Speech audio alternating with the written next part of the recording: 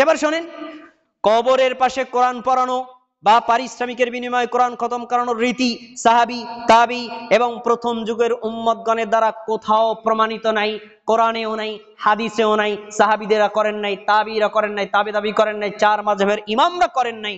সুতরাং এগুলো নিঃসন্দেহে বিদআত। একেবারে শব্দটা এখন ওখানে আছে, আমি কোট করছি, একটা শব্দ পাল্টাইনি। তাহলে এগুলো করা বেদাত, এটা কি আহলে হাদিস আলেমের ফতোয়া না হানাফি আলেমদের ফতোয়া? তারাই মানে না। আপনি ফতোয়া বলবেন এই আহলে হাদিসের কথা কে মানে না।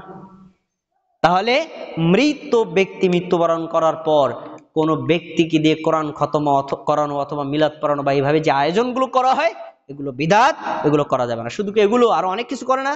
যেমন ধরেন চেহলাম, কুলখানি, কোরআনখানি, ফাতিহা শরীফ, বেসাল শরীফ, ওরস শরীফ, সবিনা খতম, শেফা খতম, মিলাদ পড়ানো, আর অনেক কিছু করে, এগুলো সবই বিদআত। এগুলো করলে নেকি তো হবে না, উল্টা আরো গুনাহ হবে। তিনটা কথা বলে আমার আলোচনা শেষ করছি, মোস্ট ইম্পর্টেন্ট কথা। এক, এই কাজগুলো হয়েছে কিভাবে?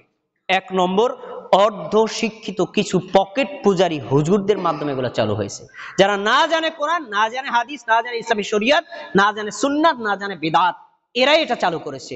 আর বাপ দাদার রীতির প্রচলন দেখিয়ে এটা টিকে আছে। যখনই নিষেধ করবেন, আব্দুল হান্নান কইছে তো ঠিকই, কিন্তু বাপ দাদার আমল তো করিয়েতেছি, এরকম বলে নাকি? বলে না। বাপ দাদার দোহাই দিয়ে এগুলো করছে। আরেকটি হলো লৌকিকতার মাধ্যম।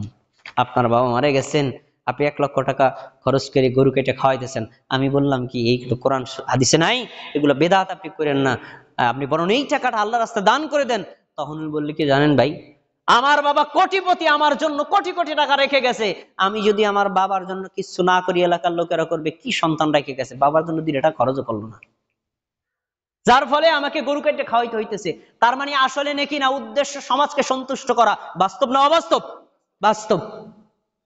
লৌকিকতার মাধ্যম, এগুলোর মাধ্যমে কোনো নেকি আশা করা যায় না। এরপরে আসুন, দোয়ার সাথে খাবারের কোনো সম্পর্ক নাই। আপনি আপনার বাবা মারা গেছেন, মা মারা গেছেন, আমার কাছে দোয়া চাইবেন, এই দোয়ার বিনিময়ে টাকাও দেওয়া লাগবে না, দোয়ার বিনিময়ে একবেলা খাবারও খাওয়ানো লাগবে না। দোয়া একজন মুমিন মুসলিমের জন্য তো অটোই করবে, তার সাথে খাবারের কোনো সম্পর্ক নাই। সর্বশেষ আপনাদের বিবেককে জাগ্রত করার জন্য একটা কথা বলে আমার আলোচনা শেষ করছি।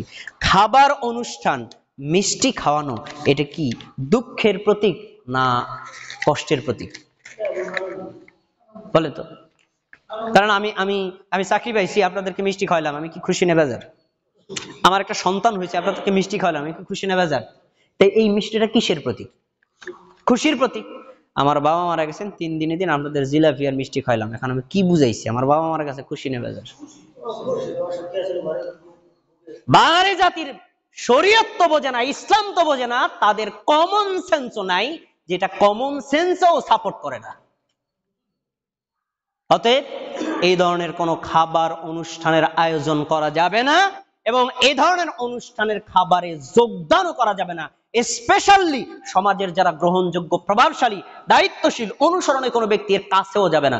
ইমাম যাবে না, খতিব যাবে না, আলেম যাবে না, হাফেজ যাবে না, এলাকার কোনো মাতবার অংশগ্রহণ করবে না। এরা অংশগ্রহণ না করলেই সমাজে প্রভাব পড়বে, এগুলো জায়েজ নাই। আর যখন হুজুর নাক ডুবাইয়ে খাবে, তখন বলবে আরে সুমন তুই যতই কস, তোর মসজিদের হুজুর খাইছে আমি জানি না, দলিল তো হয়ে গেছে।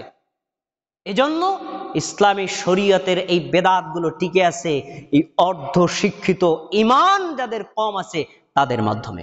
আল্লাহ সুবহানাহু ওয়া তাআলা আমাদের সমাজে এই ধরনের কুপ্রথা, কুপ্রচলন, ইসারে আজাবের যে মাধ্যমগুলো আছে এগুলো উঠিয়ে শরীয়ত সম্মতভাবে যেগুলো কল্যাণ হয় সেগুলো করার তৌফিক দান করুন।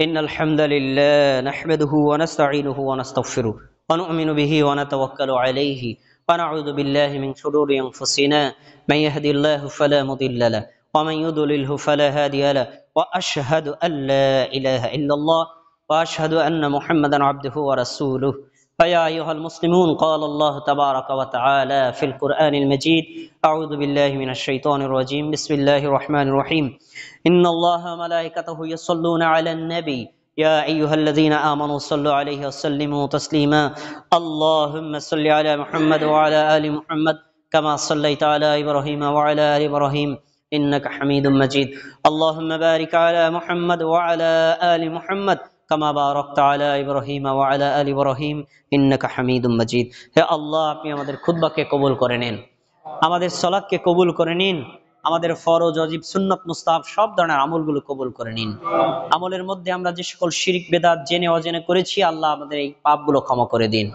রব্বুল আলামিন আপনি আমাদের দোয়া এবং দাওয়াকে কবুল করে নিন